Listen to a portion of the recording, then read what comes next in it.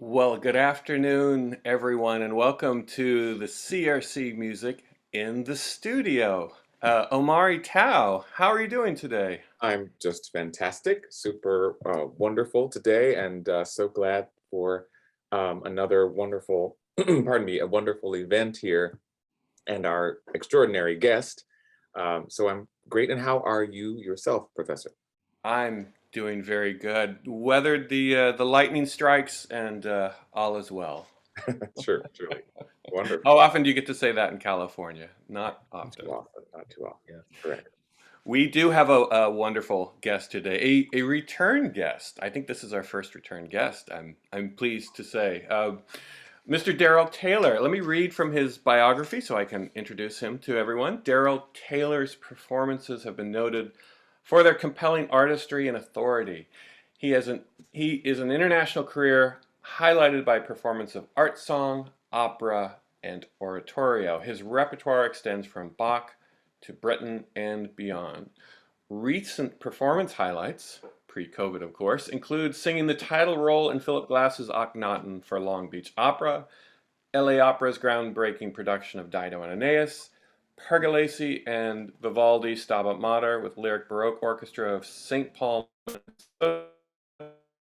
performances with the Carmel Bach Festival, Bach Collegium San Diego. We can go on and on. He currently teaches in the music department at UC Irvine, and he's a wonderful guest. Darryl, Thanks for welcome. having me back. It's wonderful to be virtually in Sacramento. You are certainly welcome. It's great to have you. Yeah, it was so much fun last year that we just, I think Omari and I were talking afterwards. I think we had you in mind like about 10 minutes after the show when you were down. Oh, we gotta bring In him back. seconds Well, after. and I will tell you, you will always be in my heart for the way that you honored and supported Jacqueline Harrison, someone that deserves no less than our adulation. Absolutely.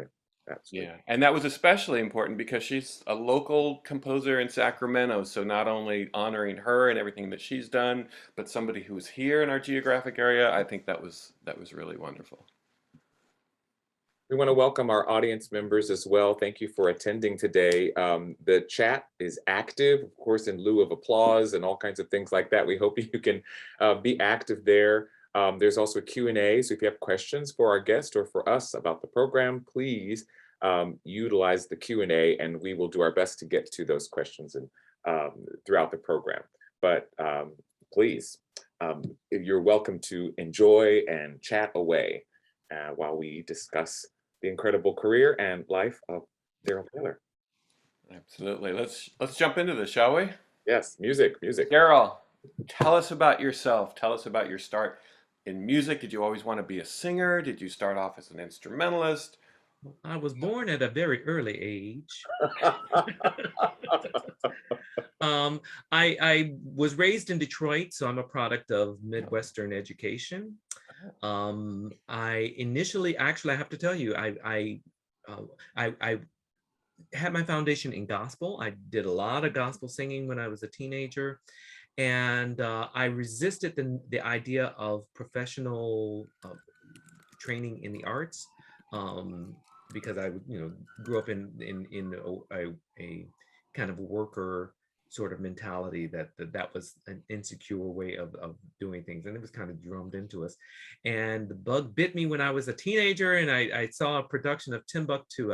You have to be of a certain age to remember Timbuktu, but there was a production of Timbuktu I saw as a high schooler, and the rest is history. I did my initial foray into classical music at Interlochen, and wound up out here in California. I went to a JC for a year, LACC, and then to the University of Southern California. Found that I was an artist. I did not realize until I was already in the study that which was seated inside of me started to blossom. And I said, "Whoa, who knew? I didn't know that I was an artist." And in it, I had access to parts of my expressivity that just were not elicited by my work in either in gospel or in popular music. I thought that I was going to be the next Peebo Bryson. That was really, Yes. really thought Donny Hathaway, Peebo Bryson, Darryl Taylor. I thought that that was the lineage. And it just didn't work that way for me ultimately. And I certainly didn't see the countertenor thing coming at all. Went from University of Southern California to the University of Michigan, studied with George Shirley there, and I got my inspiration to start the African-American Art Song Alliance. Around that time, I didn't really, I knew I wanted to do a festival of some sort. I wanted to draw attention to repertoire because it was so hard for me to find it initially. It was just really, really difficult. And I said, this was at the beginning of the internet and access information, the information age. And I said, well, gosh, this information isn't there. Well, I'll put it there. And so I started the African-American Art Song Alliance, and it's kind of flowered from that place. And about midstream throughout all of that, I had started as a high lyric tenor. I was recording, I was doing a lot of performing. I shifted lanes. George Shirley was the first one to really identify, said, I think you're a countertenor. I said, no, I don't want to be a countertenor. What were you singing? What were you singing as a tenor? I was doing all of the Eno roles. So I did Tamino and Nemarino and any of the high. When I went to do Ernesto, I went to audition for Ernesto for our production of Don Pasquale, and the aria that Ernesto does, I remember going to my teacher and saying, gosh, is there any way that we can transpose this up a whole step? Well, Ernesto's aria is infamous because it's so high. It just sat right in the crack where I said, if I could just go one step higher, I can flower. But it's just where it was just, you know, kind of resistant. And Mr. Shirley shook his head and said, no, we're not going to transpose the whole opera for you. But that was kind of the first peak that says my voice it didn't quite fit one thing or the other.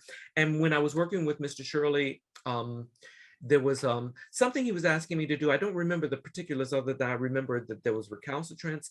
And I finally said to Mr.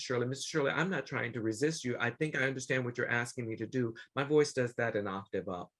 And he said, well, show me. And I did. And he said, oh my God, well, yeah, that's exactly what I was looking for. And interestingly, around the same time, there was another person in my studio who was struggling with his tenor thing, beautiful tenor voice. But there was some issues, and that he was suggested to shift to countertenor. He did shift to countertenor, and I resisted. That person was David Daniels. Oh wow. Another famous countertenor. Wow, amazing. I was going to ask you, Kurt, do you want to follow-up question first? Oh, yeah. I mean, this is why we have Darryl on, because I mean, these stories, and I've got like 5 or 6 questions. Oh, I want to follow up on that. I mean, I do want to talk a little bit more about the awareness of being a countertenor, and especially for some of our younger students who might not be that familiar with what's a countertenor.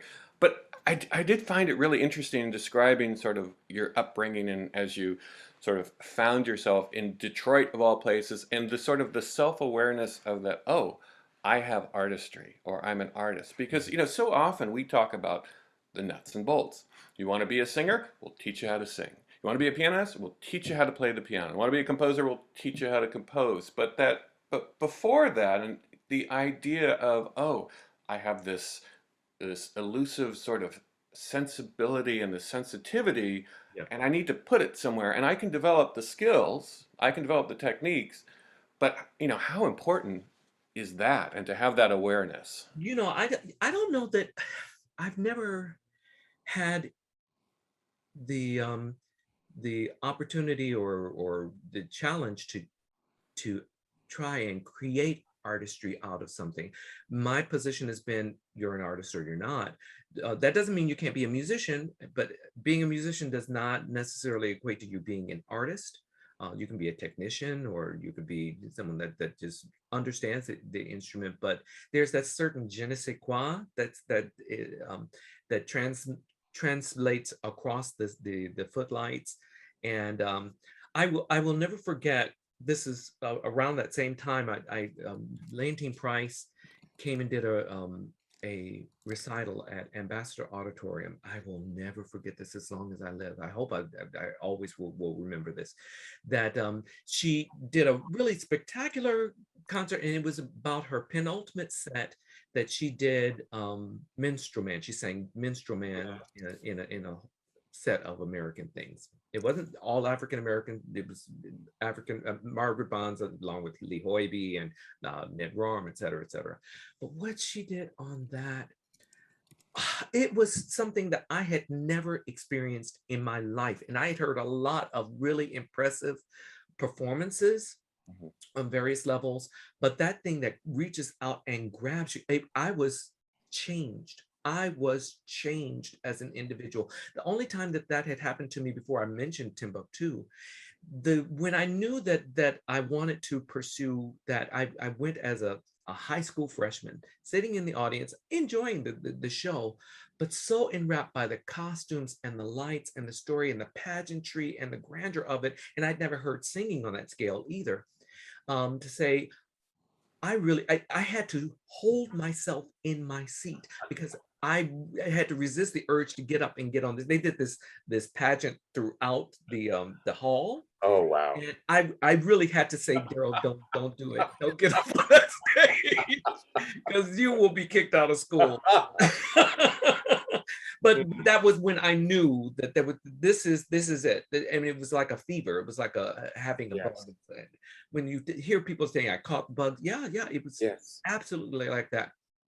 Now, so the opportunity for us to interface with poetry, for us to detail our lineage to previous singers, and to inspire current composers and future singers, that's the sort of thing that is beyond just being a technician of sorts, or falling into the opportunity, whichever opportunities fall in place for me. I kind of took the reins and said, no, this is where I'd like to steer this if I have the opportunity. I remember early on, I met with Paul Sperry. I went to New York, my very first trip to New York, and I called him. I was very, very ballsy. I still am, but I called him. And I said, I'm really interested in art song. Can I meet with you? And he invited me to his penthouse. He had a fabulous penthouse right there at Central Park. And he was so generous. And he said, well, what do you want to do, young man? I said, well, if I had my druthers, I just sing art song. I just would sing art song and nothing else. And he says, well, that's not going to happen. He said, you can't make a career singing art song, though you can have a preponderance of your experience in art song while you're also establishing these other lanes. And he was right. And he then sent me out with a big stack of stuff and said, well, here, go and see what you can do with this.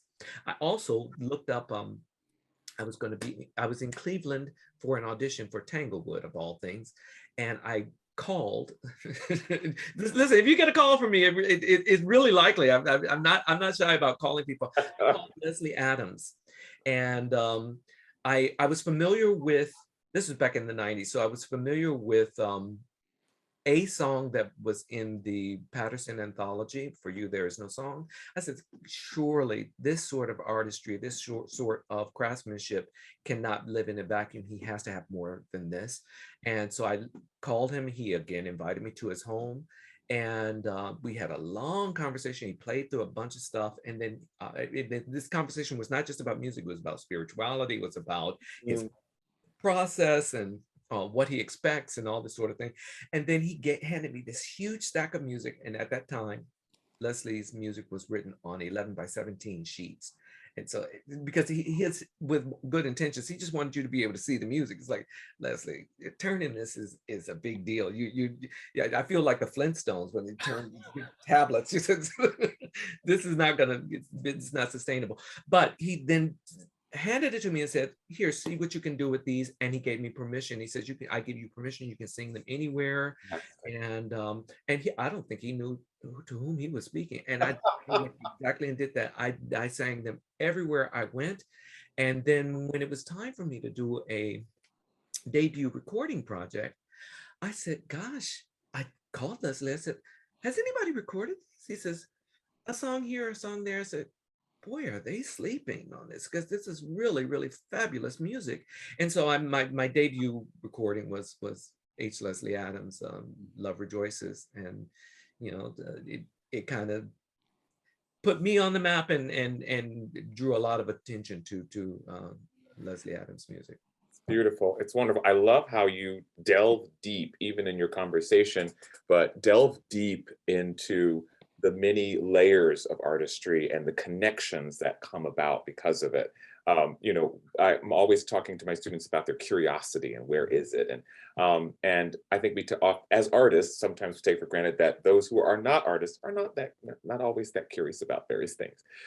But there's this richness that comes with all of these connections that you acquire, that you've made in developing and continuing to be this artist. I wanted to share with our audience some of this artistry so that we could actually hear you. We've got questions in the chat about, what's the difference between a tenor and a countertenor? Some people have never heard that before.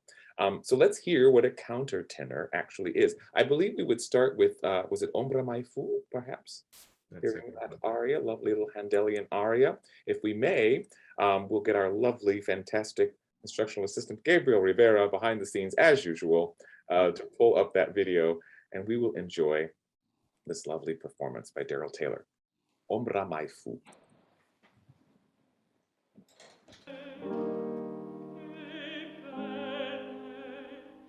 Del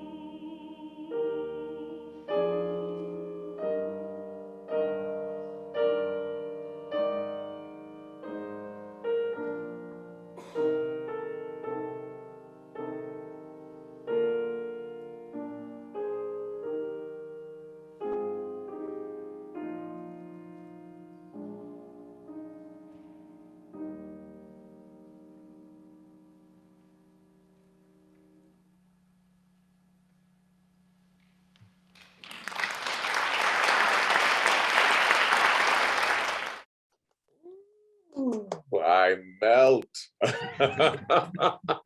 Absolutely stunning. Absolutely gorgeous. Thank you so much for sharing your artistry with us. Wow. I just want to think for a little Great while. way Thank you. to. You That's very kind of you. Oh wow. so very well, so beautifully done. There are a lot of wonderful comments. Those of you making comments, make sure that you click everyone so that everyone can see what you're saying or asking, as opposed to just the host and panelists, because it'll just come to us. But there were some wonderful comments there. Of course, soprano Carrie Hennessy is out there watching and loves it. She's got lovely things to say there. Sushil Bibbs is here wondering where you're coming from to actually present to us today.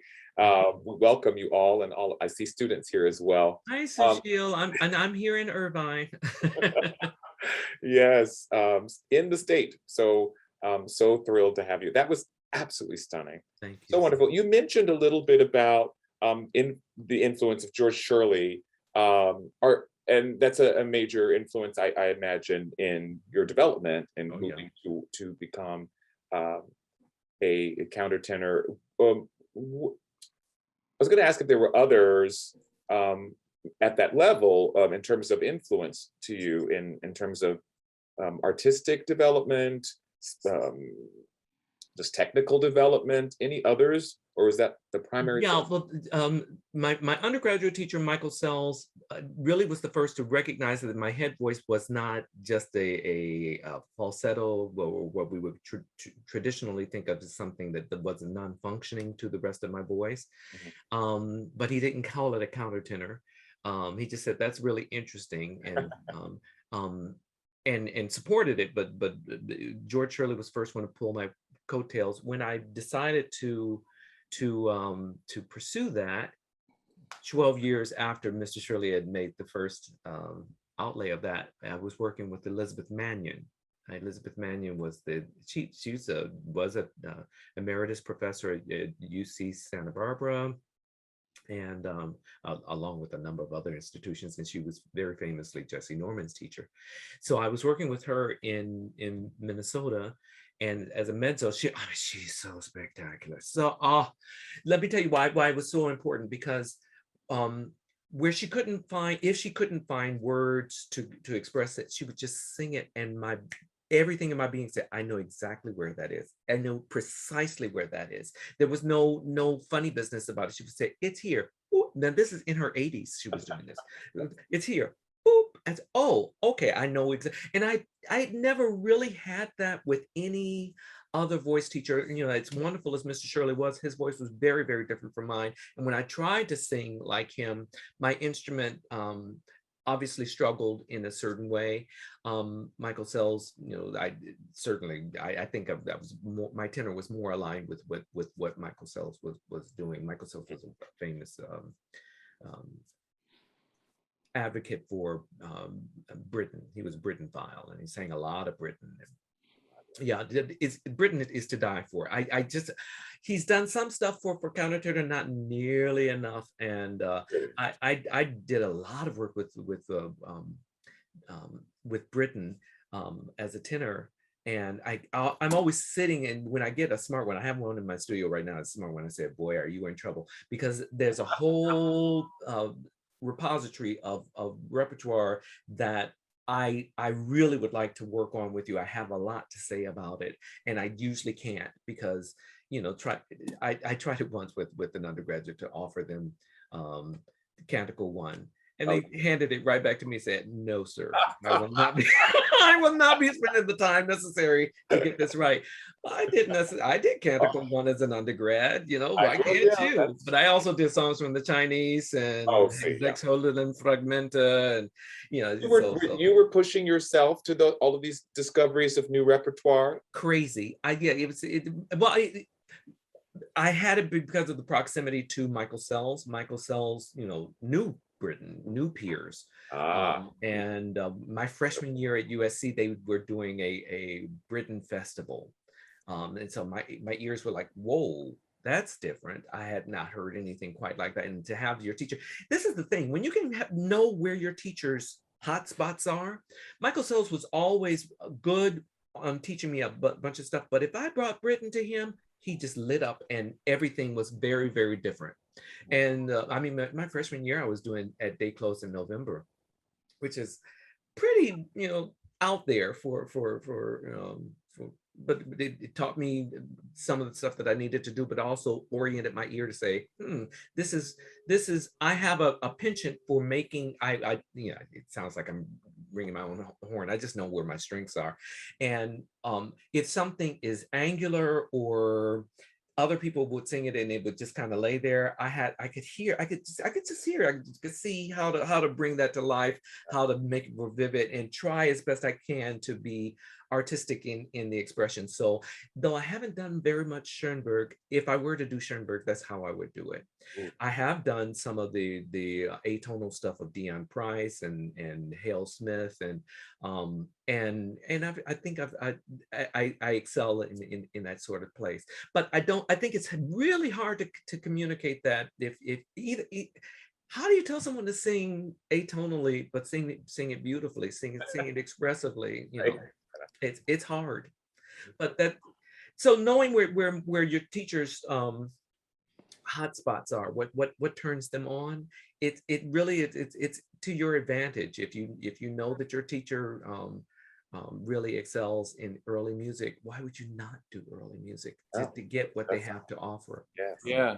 But Darryl, what's interesting is that as I hear you talk about this and get so excited and tell about the things that you discovered, that's very much a commonality with, what we talked about earlier about having that sort of artistic sensibility and the curiosity to go out yourself and find things. And I found this, I don't know where, I was just going through the library, or I just heard this recording and that led me here and that led me there. And that's, I think, something for the students that are watching, that's something that you can push yourself and develop.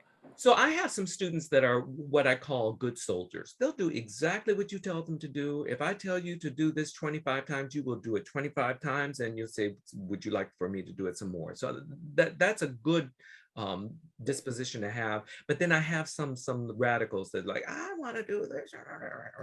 And fortunately, I recognize that in myself. I was always one to not just accept the status quo.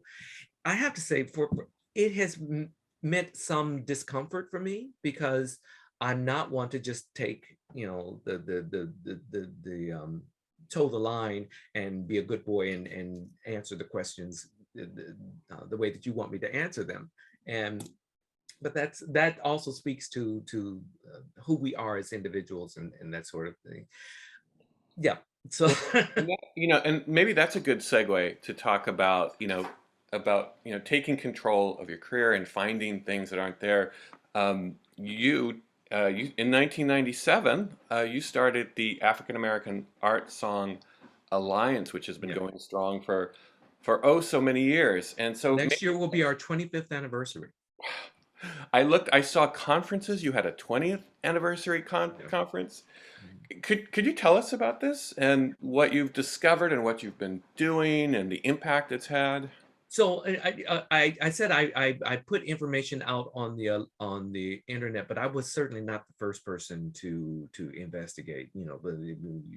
You were just talking about Sushio Bibbs, and she was doing stuff long when I was just struggling with okay, now is this my voice and is this my larynx and is this my diaphragm?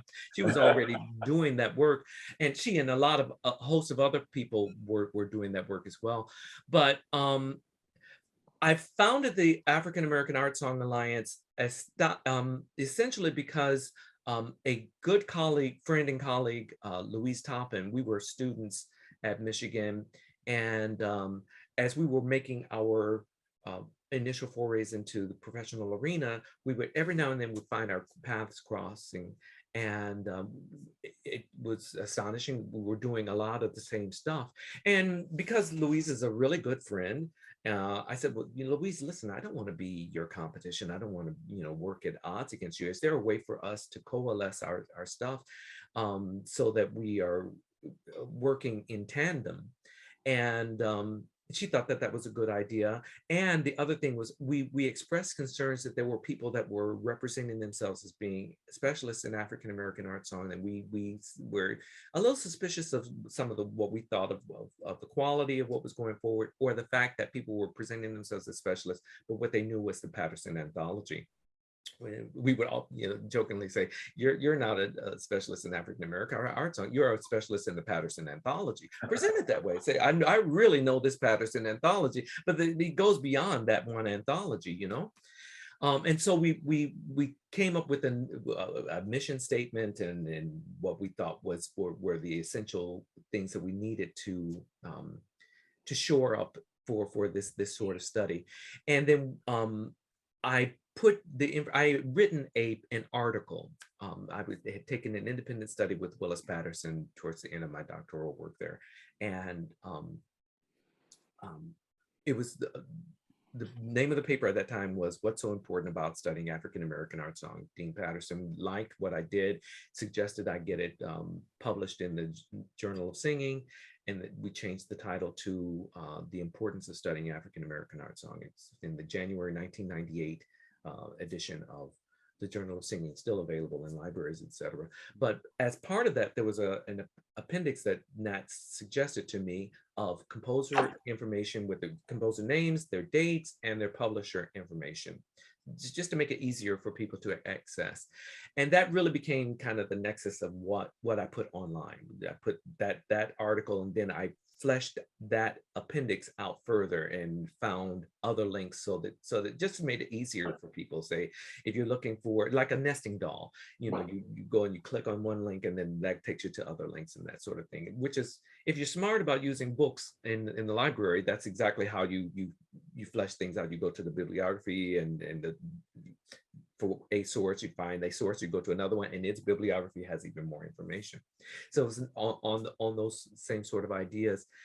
About 2007 was our 10th anniversary, and I had always wanted to do a festival of art song. I'd seen other festivals of American art song, but by and large, Black composers were ignored or marginalized, and said, well, what if we were to do our own thing?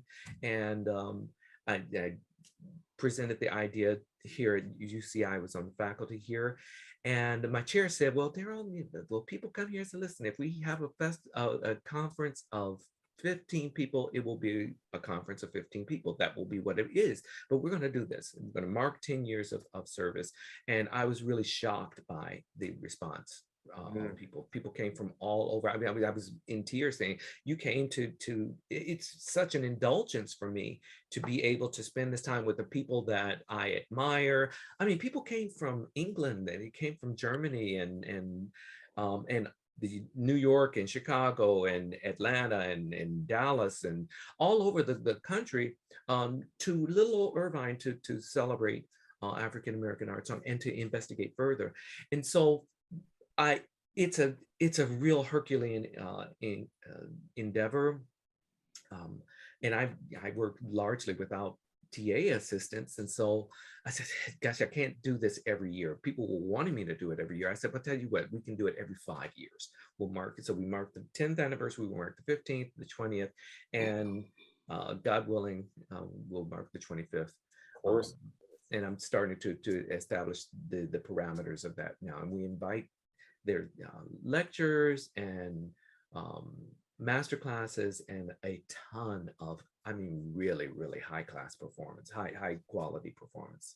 Oh man, I'm gonna have to put it on the schedule. That's what I was telling you, Omar. You got to be here. Don't say I can't. Oh my goodness. No. Because if you say I can't, you have to wait another 5 years. Okay. All right. I'm gonna. Okay. We're gonna move some things around. Well, the chair of the department, Kurt Erickson, happens to be here. Perhaps he can help me secure funding to attend. I will. He will have a phone call from me if he doesn't support you. All right. No pressure, though.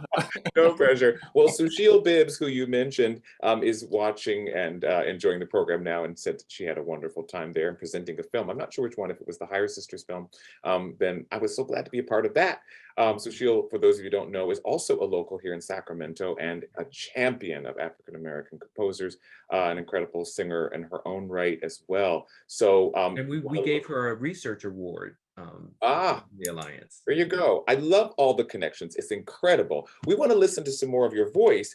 I've asked them to pull up Since You Went Away, I believe is the title of the song. Can you tell us a little bit about that piece before we hear it? Well, Since You Went Away, so the title is spelled S-E-N-C-E. You went away. Everything else is standard English, and that's very intentional. It's written in dialectical speech by the poet is James Weldon Johnson, the same poet who wrote "Lift Every Voice and Sing Till Earth and Heaven Ring," and it was also one of the founding people responsible for the establishing of the National Association for the Advancement of Colored People. Really important person, and here he's speaking in this very simplistic sort of language, and it's important, at least for me, it's important to embrace the authenticity of the speak of that. So it says, instead of "since seems like to me the stars don't shine so bright," it seems like to me the stars don't shine so bright. Seems like to me the sun done lost its light. And this is not a spiritual. It's a dialectical poem, but there's nothing. Here's the thing: people have a tendency to hear dialect and think that equates somehow to a lesser intellect or some sort of craven sort of sensibilities, and nothing could be further from the truth. Very, very intelligent people speak in dialect. Very, very morally grounded people speak in dialect, and you, just because you only associate it with a limited sort of exposure does not mean that that's the sum total or the definition of what that is. So here's an opportunity to experience dialectical poetry from a great poet and a great composer. The composer is H. Leslie Adams. This is from a song cycle of his, Night Songs, that he wrote in the 1960s. It is also orchestrated. Night Songs is orchestrated, but this is the voice and piano version of it. Wonderful. Let's take a listen. Since You Went Away.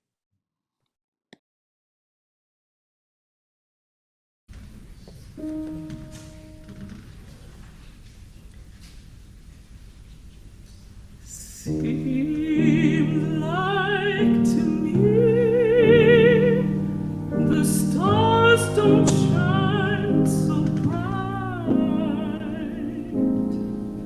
Seems like to me the sun done lost his light. Seems like to me there's nothing going right since you went away.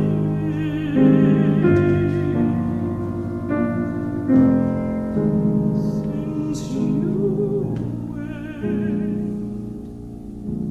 away.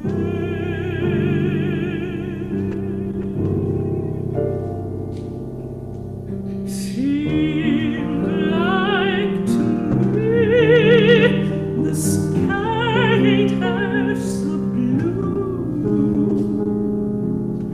Seemed like to me that everything but you.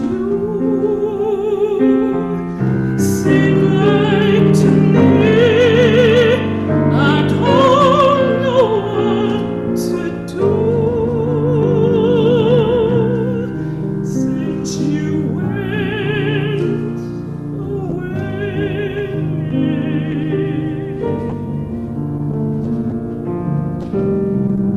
Since you went away.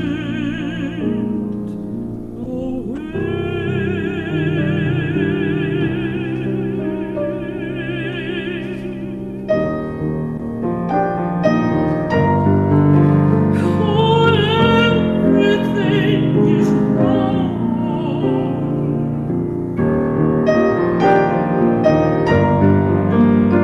The day's just twice as long.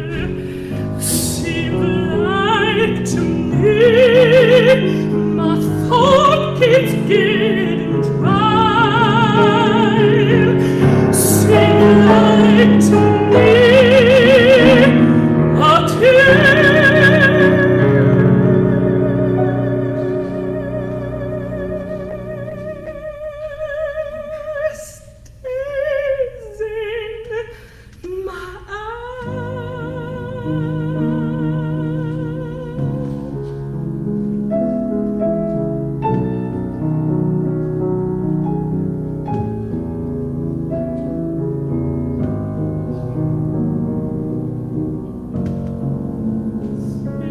you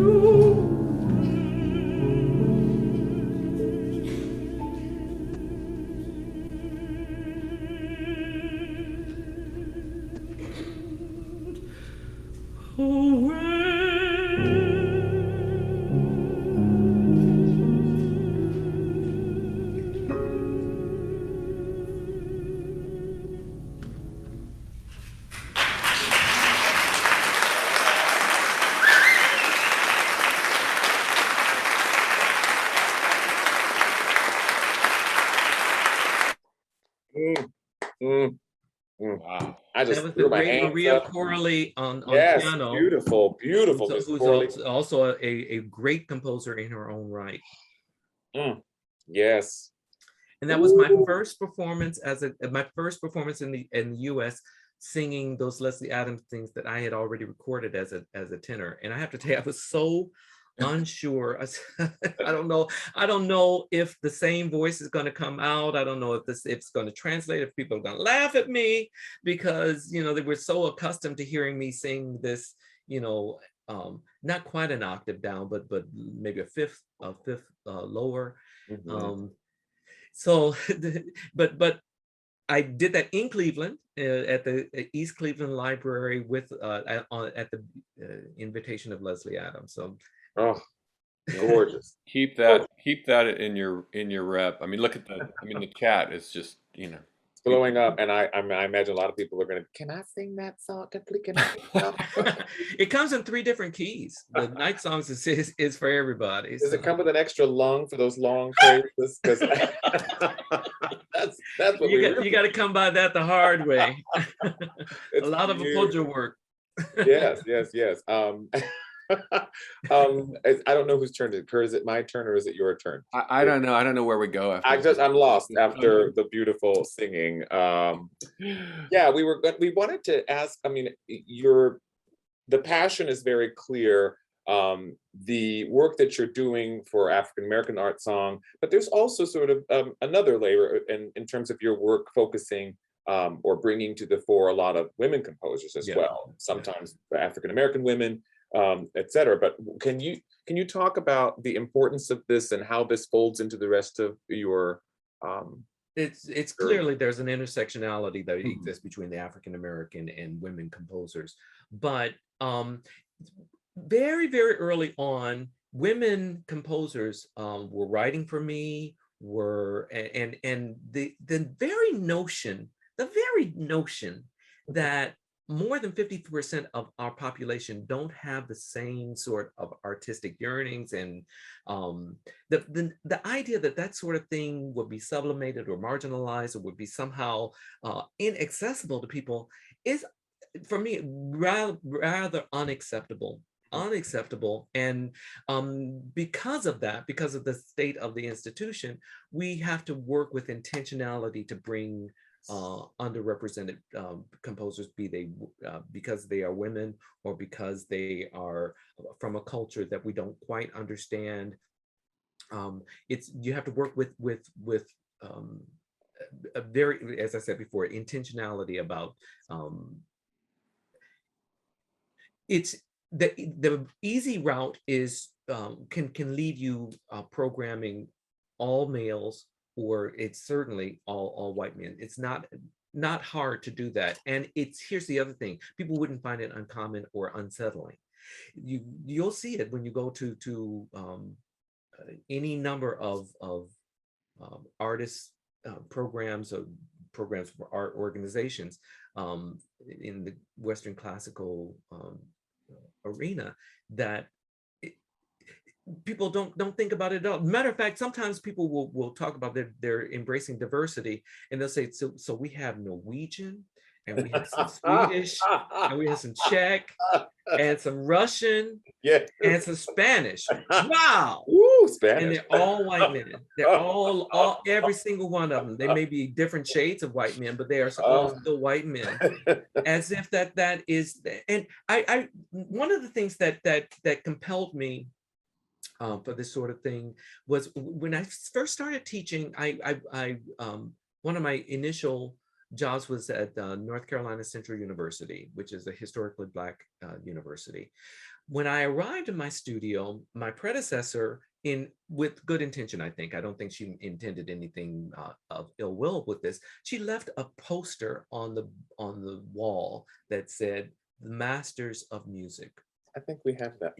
Have you seen that poster? Yeah. It's a lovely poster. It's a lovely work of art. Yeah. But I took umbrage with that, especially because I was walking into this Black institution and said, "The Masters of Music," not some masters of music or a few masters of music, the masters, Bible and verse, done, Alpha and Omega. So, on that poster was Chopin and Bach and Beethoven and Liszt. And that was what equated for diversity. This notion that we're not just Austrian, not just, but no. As a matter of fact, I don't even think that Debussy was on there, or Fauré, or it was mostly Germanic.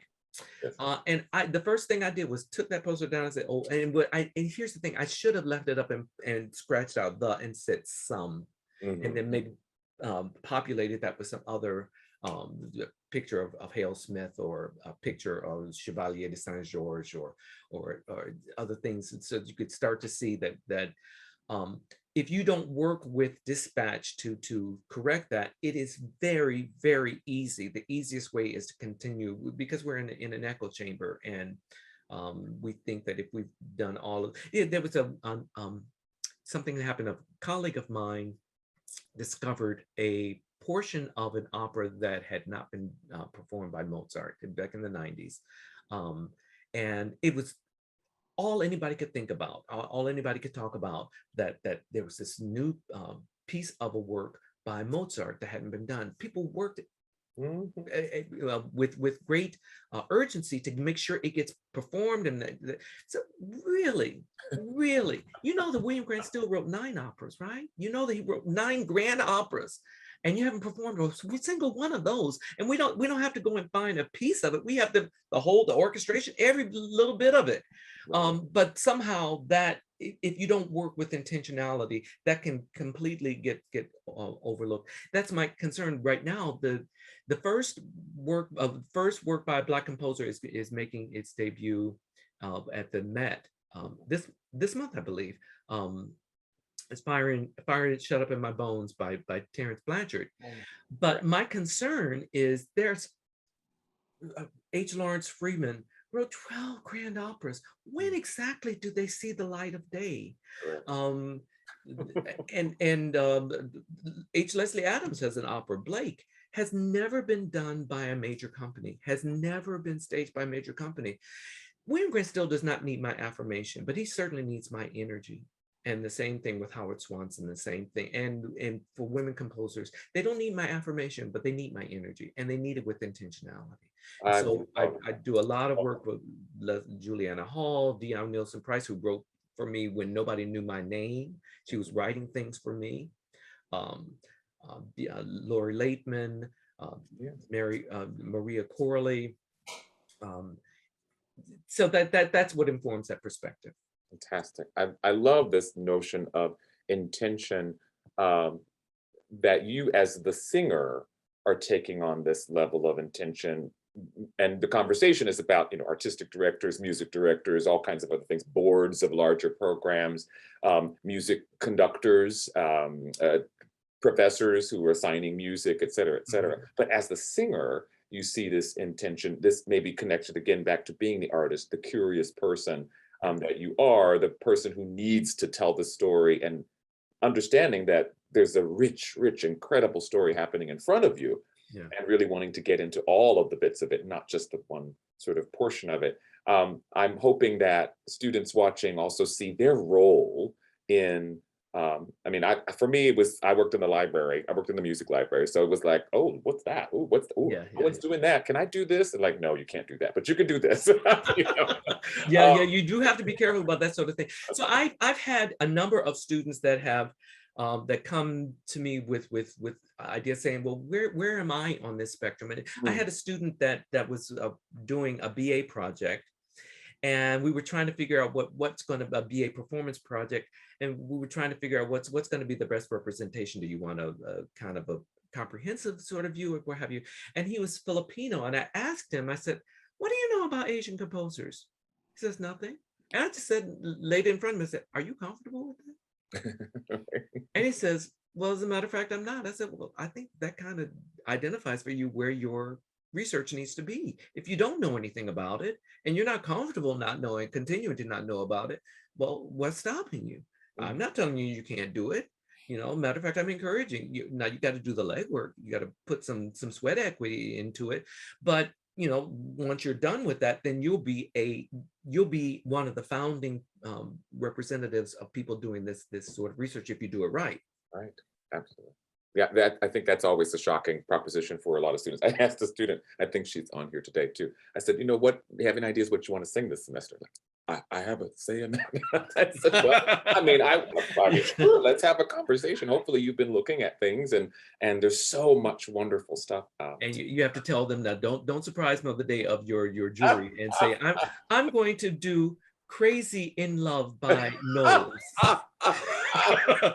So, no, you're not. We used to say, I'm going to sing Beat It by Jackson. That, and of course, I would like to, everyone wants to do Nessun Dorma now that, everyone now that, definitely you have to find your middle ground of let me be the best advocate for you. Let me help you. Yeah, but I like the idea of not asking permission to be curious. You know, go find some things, you know, on your own. Absolutely. And just see what you think, see what you like, and then bring it in. Is this appropriate, or do I have enough time? Should I do this? But yeah, I mean, just start. Yep. Start. And here's the thing. The table is huge. As a matter of fact, I often say there is no table. That's how expansive it is. We've been given the sense that there is limited access. There's a limited amount of repertoire that's legitimate or that belongs to the table. No, it's just that things have not been brought to the fore. So that same student brought to my attention this whole rich tradition of Tagalog songs that have social impact, of the protest songs. And I've had students that do the same thing. I am richer as a teacher because those students had that curiosity. Society is richer because you expressed that curiosity and you had follow through.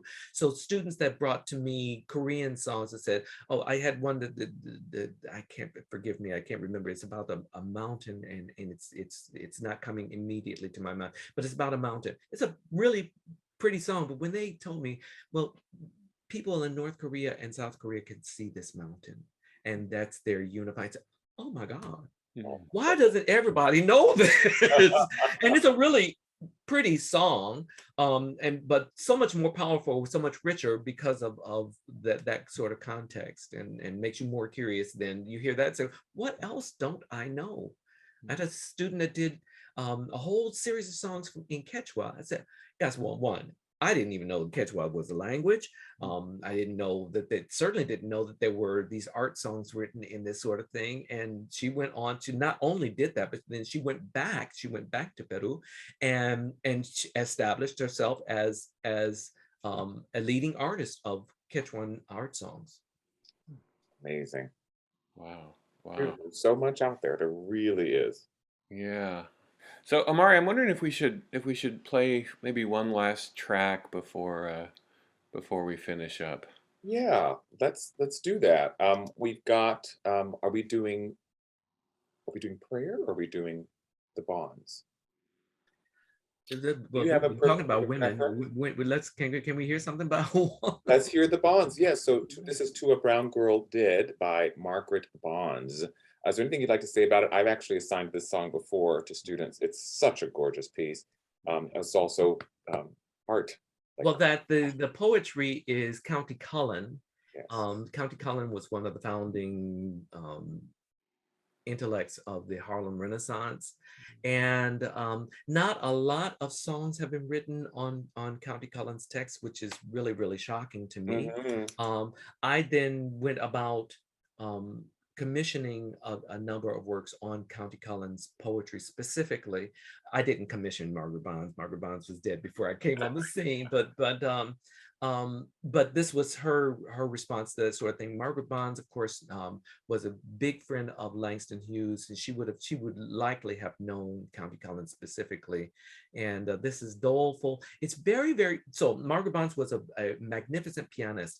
I think her ability to synthesize it's a funeral march that she establishes, but it also has the imprint of her unique DNA. You know that this is Margaret Bonds, the sonorities and the colors, and her real respect for the voice and for the poetry.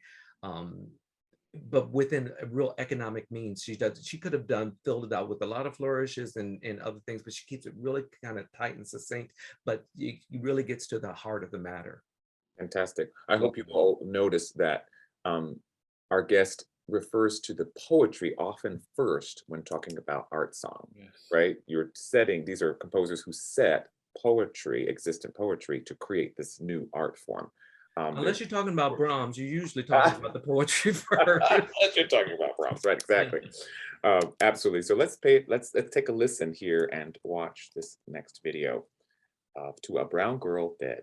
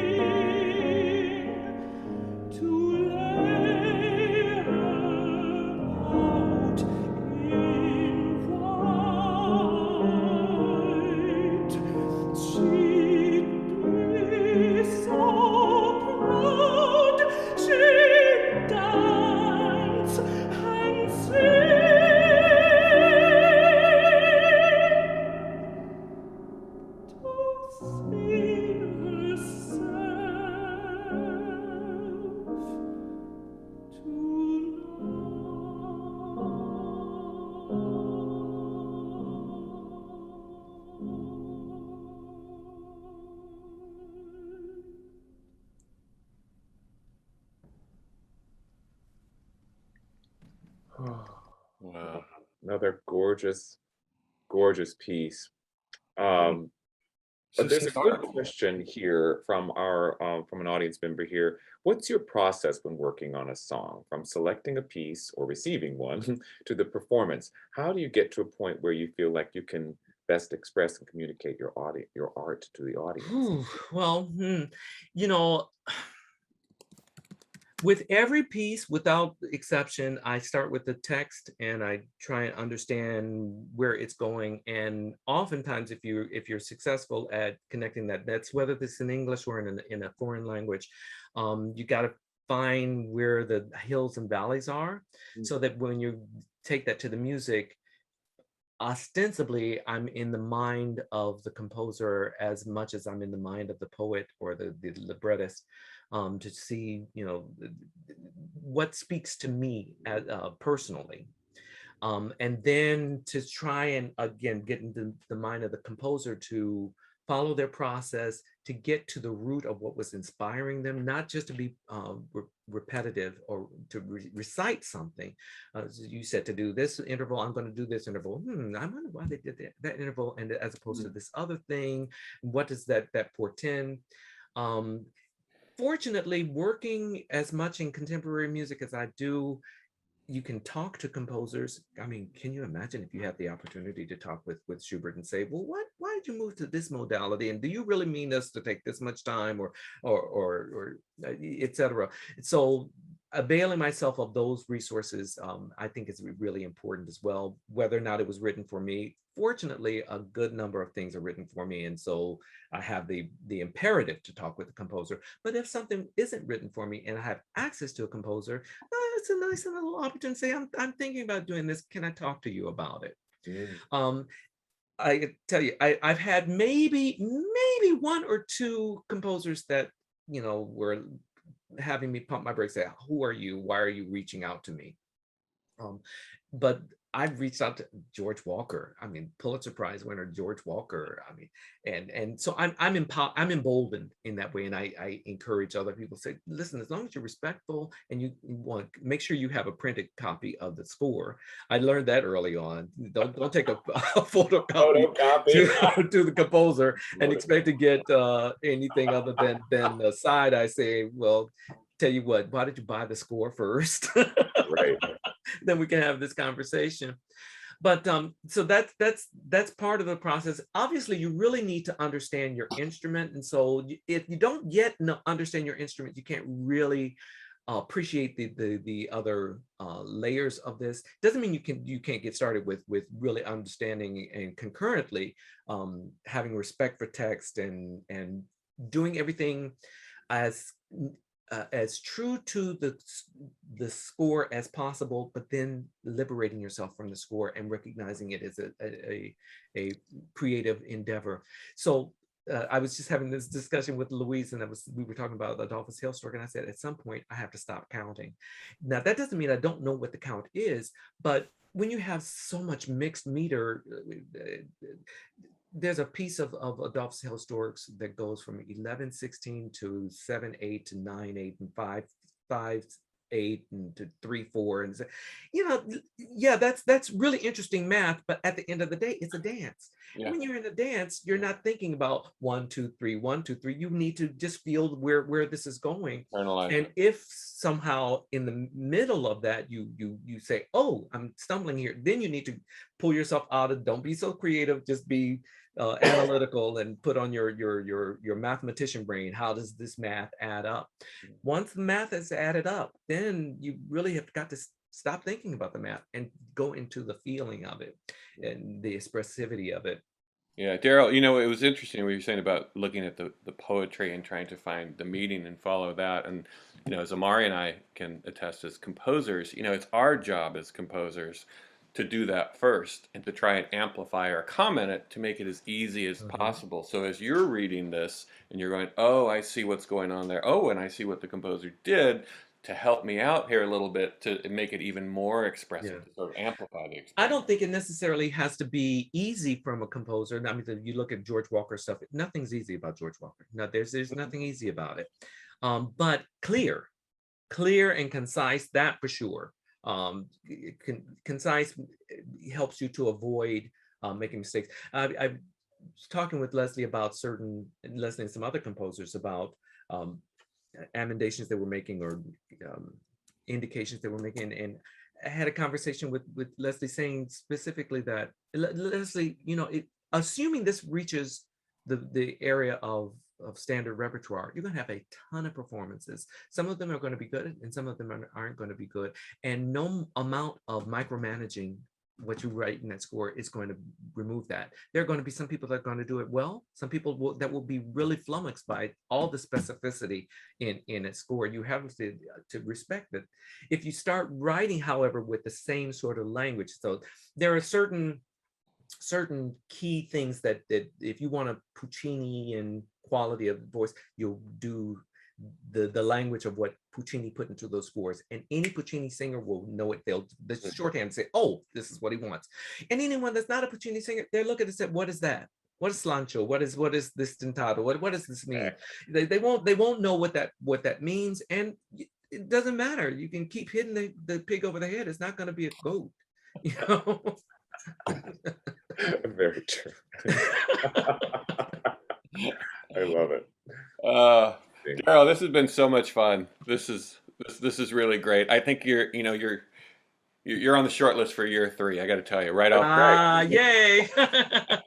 and God willing, we can be together. Listen, we all have to keep ourselves safe and survive this whole period, recognizing that this is a tough time for everybody. And if we can all recognize that, I think that this will extend the grace necessary. If we stop and we think about how tough things are for me, and we look at our neighbor and say, oh, it's tough for you too. Okay, I can be patient with you, and we can all try and survive all of this as much as we possibly can, so we can come out better on the other side. Yes, absolutely. Well spoken. Wonderful.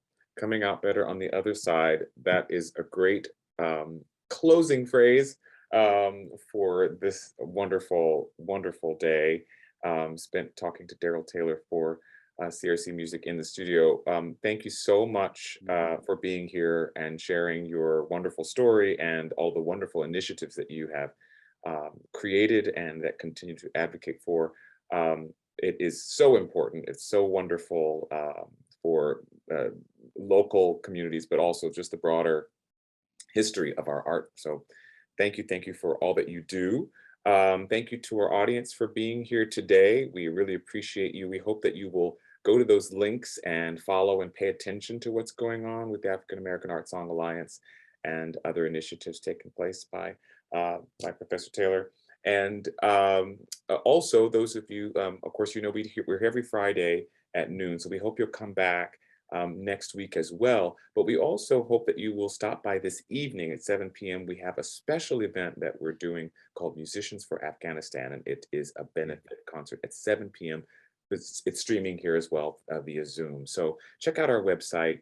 There's information right there in the chat. So we hope you'll come and say hello and maybe provide some support for this incredible cause. But thank you again. And thank you so much for being here. What a wonderful, wonderful, truly inspiring hour. And what a benefit to your community you are. I hope that your community recognizes how valuable it is to have the sort of interface that you provide to them. This doesn't happen everywhere, and the fact that it happens in our backyard is really wonderful. Congratulations. Thank you so much. Thank you. Thank you, Darryl. Thank you again. This has really been wonderful, and you've really inspired us, and we're all going to be curious now. And we're going to look for repertoire that we wouldn't ordinarily look for. Yes. And I don't worry, Kurt. I still have Here Bullet on the periphery of stuff to be working on. Hopefully, yes, before this thing gives out on me. Tenor version up for you. Yeah. Awesome. Thank you all. Thank you very much, and have a great day, great weekend. See you all soon. Thank you. Bye-bye. Okay.